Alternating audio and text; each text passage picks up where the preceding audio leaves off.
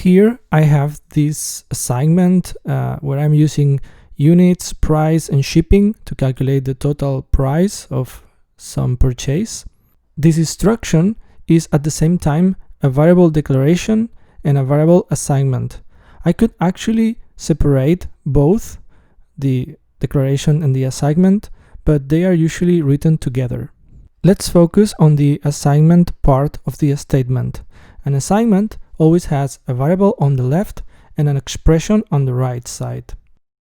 What is an expression? An expression is a combination of variables like units, literal values like this number 2, and operators like this time and add operator. Also function calls, as we will see.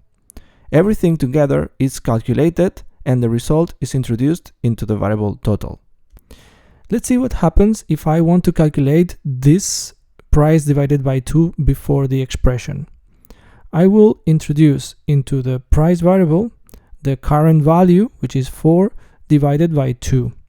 But I actually can use the current value of the variable, so I can use the price variable itself. An assignment in programming is not the same as an equation in mathematics.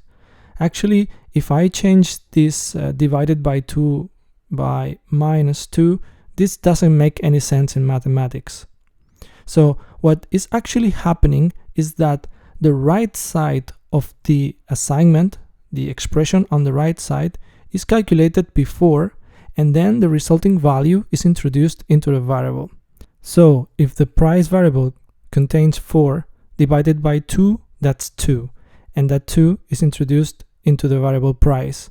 So in this expression, the price contains 2. Something important about expressions is that they have a type. The resulting value has some type. For example, this expression has a resulting value of double, because price is double and 2 is an integer. But when you combine them, it needs decimals. So the result is a double. In this expression is something similar. Units is an integer, but price is a double. And shipping is also a double. So when you combine all these values together, it becomes a double value. I cannot declare total as an integer variable because I need decimals. The expression here has type string or text, because when we join a text and another value, it becomes a text, a string also. I can actually declare a variable, let's say message, and put this expression there in this variable. And then I can use the variable message inside print. This is doing exactly the same. So, as I said, I'm joining a string with a number and it becomes a string. And then I use the message variable to call the print function. Notice that in every assignment, the right part of the assignment is an expression. For example, this 10 number is an expression, a very simple one. This 4 is also an expression, also a simple one, and this 3 also.